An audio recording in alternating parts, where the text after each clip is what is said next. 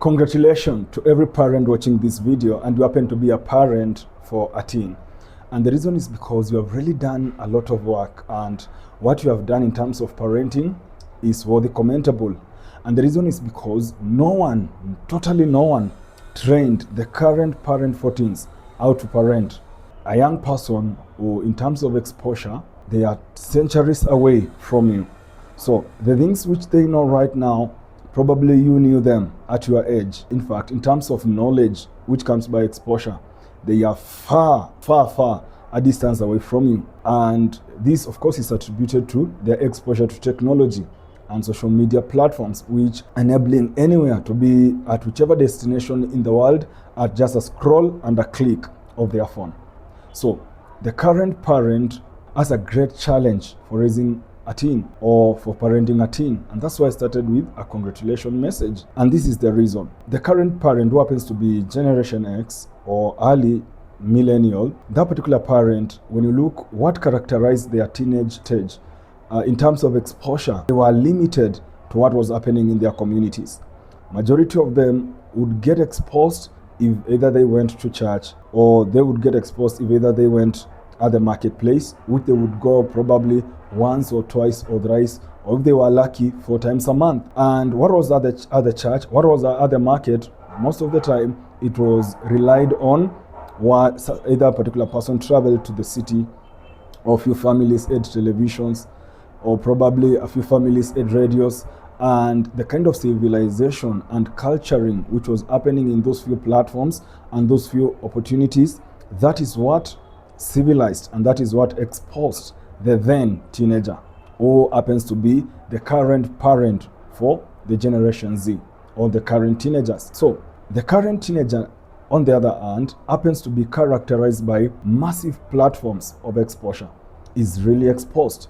And this exposure is both on what is right and both on what is wrong in terms of values, virtues. If we were to categorize the kind of content the current teenager is consuming every day on their phones, on the internet, and any other place, and especially on their gadgets called the phone. And you will discover the exposure one is allowed to have, or the exposure one is advantage to have around them, shapes their belief system in terms of what their conscious mind and subconscious mind stores. And you see, what is stored in our conscious and also subconscious minds, we make judgments.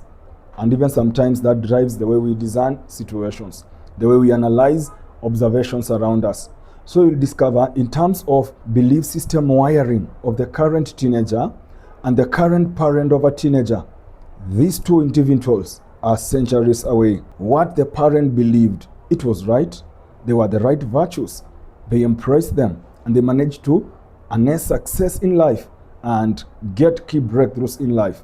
On the other hand, the teenager has no idea of what their parent valued to be stuff of substance, stuff of worth embracing. They have no idea if that can apply into their lives. And that's why majority of teenagers today, because of their exposure, they are vocal. And they will tell you as a parent, what you are saying doesn't make sense. They will tell you as a parent, I want to go and see so and so. And if you try to be tough on them, they're going to rebel against you. Why? Mentality, wiring of their mentality. They have interacted with almost all worlds in terms of the cultures in different nations across the globe. Because when they go on TikTok, Asia is there. When they go on TikTok, Australia is there, Europe is there, Northern South America, they are there, even the Caribbeans and the entirety of Africa. And what they are interacting there are cultures. And what they are interacting there are people who already came across some challenges, conquered them, and they are living in the results of efforts of past generations. And these are the kind of people who the current teen, especially in Kenya and in Africa, has identified with. And the truth is, they are one in terms of mentality, in terms of belief. That's why current teens' preferences and tastes are completely different from what parents had when they were teenagers. And because we tend to undertake every activity we undertake with reference of our background and with reference of how we were brought up and how our exposure built our conscious and our subconscious mind, where our beliefs and where our belief system is founded. That's why also the current parent looks at the current teenager and they are like, they don't make sense, the way they make choices, the way they carry themselves, the way they dress.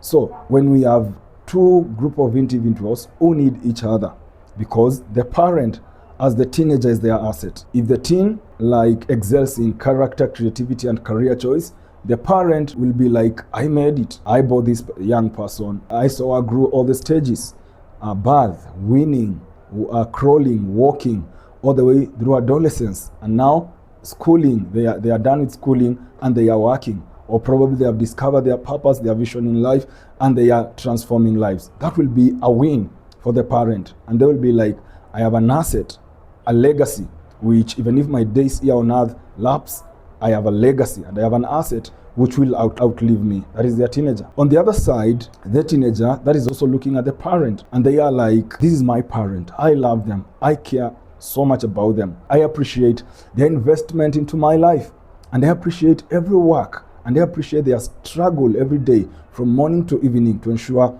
I have food, I have the phone, I have Wi-Fi or data bundles, I have everything that I need. I go to school. Yeah, I'm schooled, I'm civilized, and I'm cultured. And the teenager really appreciates their parents. But the difference comes here.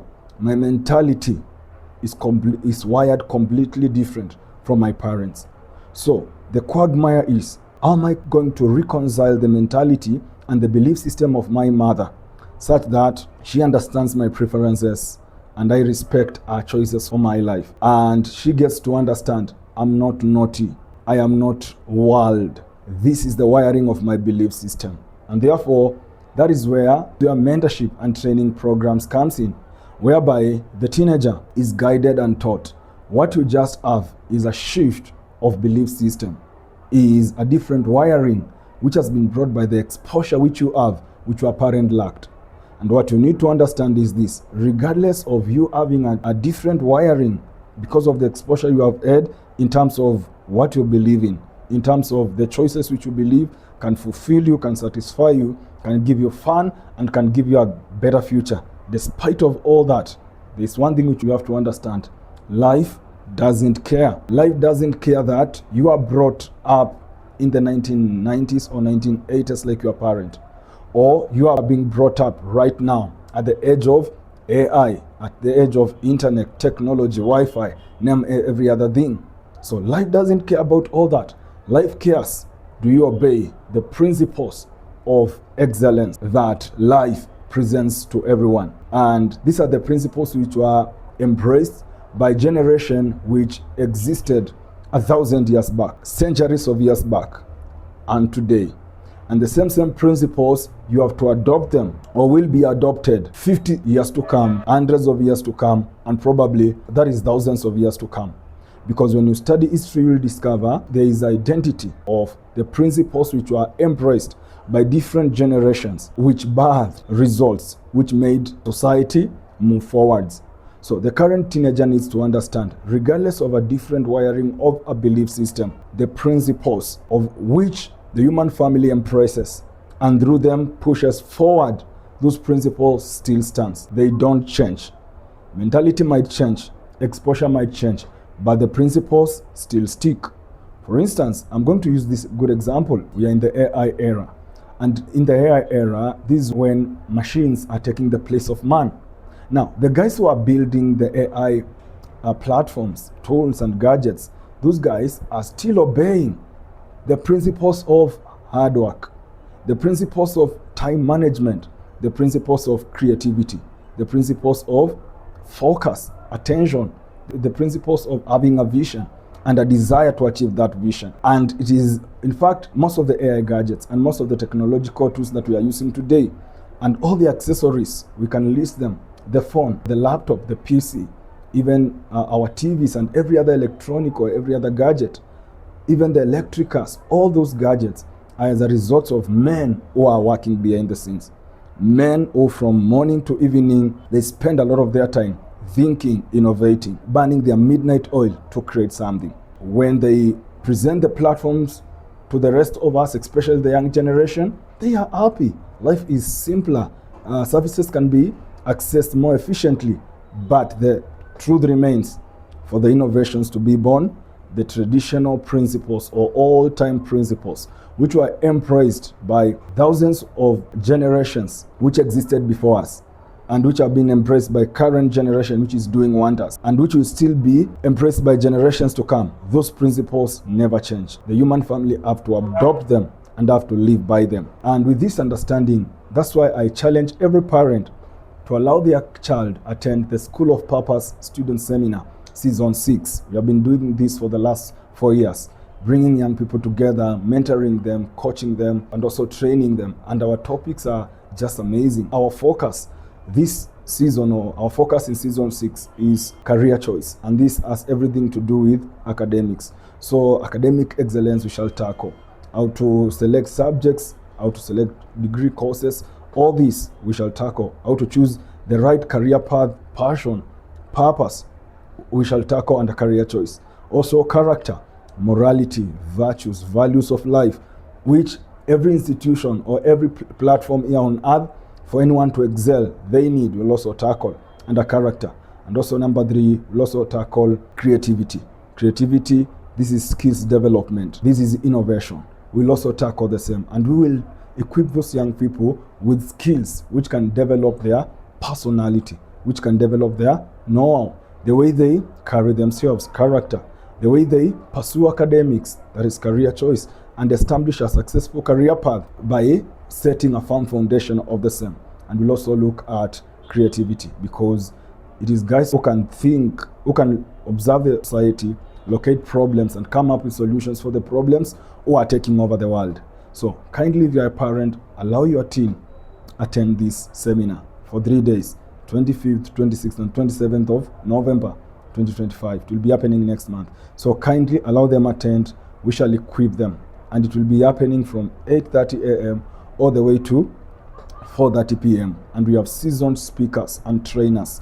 And this is the only way we can restore order and sense to the young person and tell them, even though your parent, their mentality, wiring, and their belief system is completely different from yours, they still remain your parent, and the principles which they are aligned to for their excellence in life, the same principle is what you need to marry with your exposure to technology, with innovation of AI, so that you can excel even faster than your parents. In other words, what I'm saying this, where your parents had to spend 5 years to have a breakthrough with the help of current innovation, you can spend 5 days and have your breakthrough faster.